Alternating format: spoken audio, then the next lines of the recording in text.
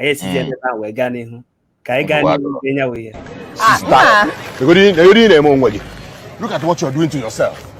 I jogging out in a hustle. In a hustle now. Eh? In a granite. No, but I go to go. What do you expect me to do? What do you expect me to do? I must do something. You must do something. Mariaka. Where is he? Who? Where is he? Can I be so no? Look around. Nandi na kwatabaro. Mandi na wawa kalo mandi akapa. And your husband is somewhere. Palm on no around. Your own is to hustle and feed him. Nandi, stop. Just stop it. Nandi Ezenna is not lazy. He's just trying like every other man.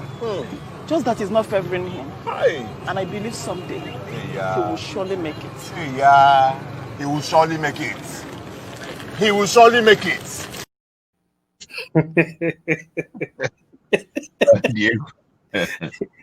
Nya abịa mfuonwe m na okay talent ya dịkwa n'ime nya aka akparị aka ka ngwakwa ya eziokwu ụwa aka afọ ọkụ ibe mbụ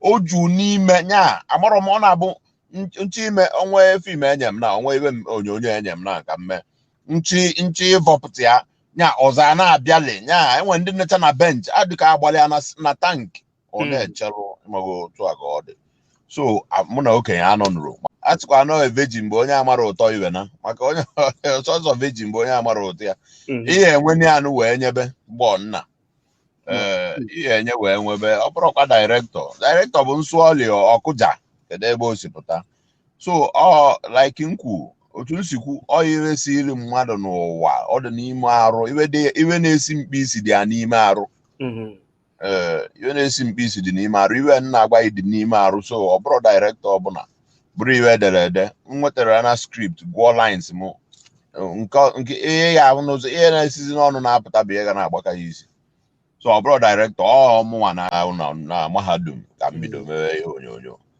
wee melia abụ m le nnukwu director onye mgbazi agbazi m ihe onyonyo arọ 14 abụrụ m director arọ 14 I think 2003 2004 ka m bido wee bụrụ onye mgbazi direct bafin yotago so wee melia jebezi obodo oyibo abịago m America ebe unu nọ nọcha na America natakwa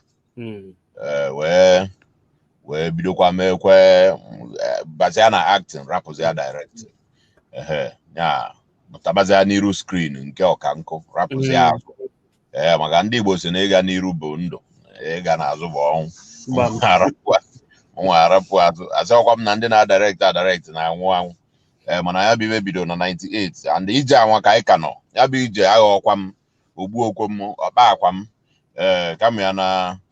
kama ọkụ anyị anyụ nke ndị ọzọ nyụrụ n'ụgbọ nnene asị so ọ ka na-aga n'iru ebidoro m ya na 98 ka nọ na ya bụ ije and mgbe m bidoro ya nne na nna m ekwekwa na-asị na ọ ga-abụ dọkịta na ọ ga-abụ nna meride ma na-egbusi brata anyị awụsa adị nwe obi na-eme enumana na ife ya abụ ka ọ ya abụ nata na o si n'akara aka na enu m ka nnọ ejigokwa nya bụ iwe wee rụọ ụlọ ji nya bụ iwe wee gbaa moto one na one ji nya bụ iwe wee na ịkwa aba akwụrụ itinye mmadụ aka eti iwe ọ bụrụ amụ nwoke ya bụka na nwoke ọ bụrụ amụ nwoke ọ bụ ụzọ dịka nwaanyị oke ịmago na ife otu a na-ahụ iti wee kpọọ m na-ajụ m ajụjụ wee na-agwa m na ịla ikikwa n'ihe o nwere onye Yoruba na-eme mmasị ya n'English a na-eme circle of artists yes na ala Igbo wee kpọọ onye ọgbakọ ndị ihe onyonyo so ndị Yoruba wee bịa ime m interview mgbe nwa wee mechaa m interview wee sị m ndị anyị na onwebekwa na onye sụrụ ụdị Igbo nna asụ ihe a na-eme ebe 4-5 years ago wee sị m ngwa na m mebezi ya dị ọrụ ọkwa ndị Yoruba mana ha like asụsụ Igbo anyị ga-eme na so ka nsi sụọ anya sụcha anya ha asị mbakwa otu a ka nsi bụla ambasadọ ndị ọgbakọ ihe onyonyo na-agagharịzi na-emezi ndị mmadụ interview ndị artist nya na ọ bụrụ na a na-etinye ya nwayọọ maka okwu ara nọ n'afọ ajọ njọ